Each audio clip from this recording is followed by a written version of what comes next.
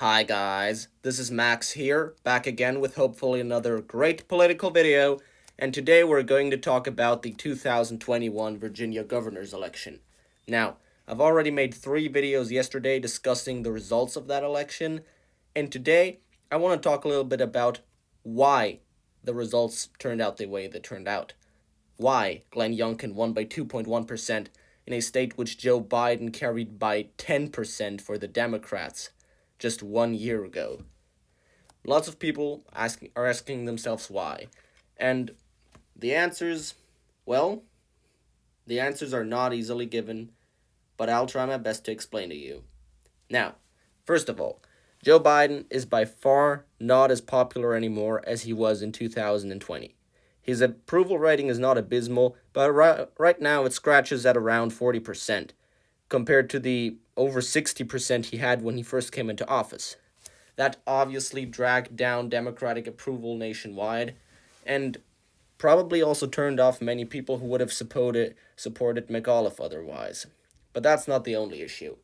The reason why Glenn Youngkin won is not just because of an unpopular Joe Biden. It is also because he ran a very good campaign. And because Terry McAuliffe, he basically had the charisma of a dead goat, as Kyle Kulinski accurately pointed out. Glenn Youngkin didn't. He held rallies, he went out there, and he energized the base. He talked about issues that people cared about. He talked about things that people thought would improve their lives. Of course, to a certain extent, there was also lots of talking about issues that were, even though they are important, were not really part of, like, for example, with critical race theory. He brought that up a lot, but critical race theory is not being taught in Virginia classrooms. However, in general, Glenn Youngkin focused on important issues. He focused on cutting taxes, not income taxes, which would mostly benefit rich people, but on cutting taxes that would benefit average day-to-day people like you and me, like cutting taxes for grocery products, cutting taxes for gas. And he also talked about things like law enforcement, like education. Everybody wants their child to have a good education, and he brought up these kitchen table issues that everyone can relate to, and that made him look like a guy who just simply cared for the well-being of the state, while his opponent, Terry McAuliffe, was mostly just talking about Trump bad, Glenn Youngkin like Trump, that's it. I mean, that's not how you win a campaign. You win a campaign by appealing to voters in a way that they can relate to, and that's what Glenn Youngkin did. Now, just because Republicans won the state by 2.1% right now does not mean it'll be a competitive state in the future again. It probably will not go to the Democratic nominee in 2024 by 10% again, but Glenn Youngkin ran a good campaign in an off-year election where we had an unpopular incumbent Democrat. So he got lucky in many ways, but this election does prove that even in a polarized environment like the United States, where it basically seemed like it'd be very difficult to just get off 2% or 4% from the average voting record of one state, Glenn Youngkin managed to gain 6 or 8%.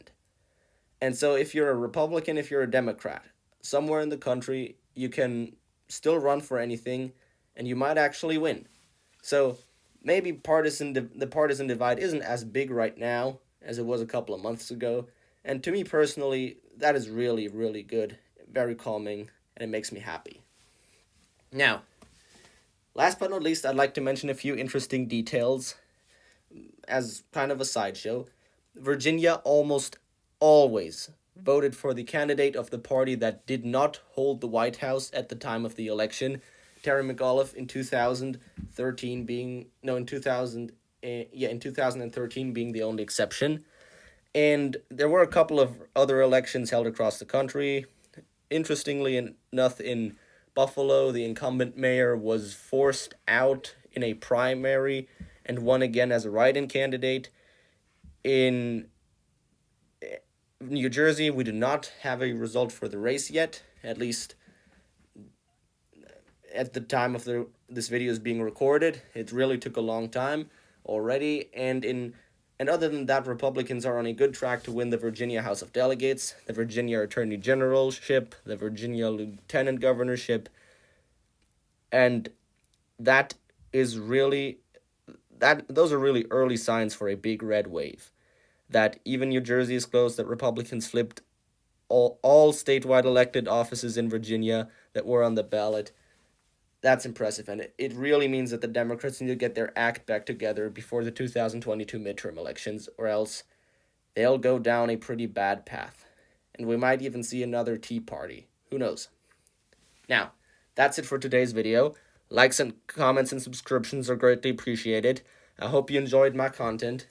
And just like always, see you tomorrow, guys, and have a good day. Max out.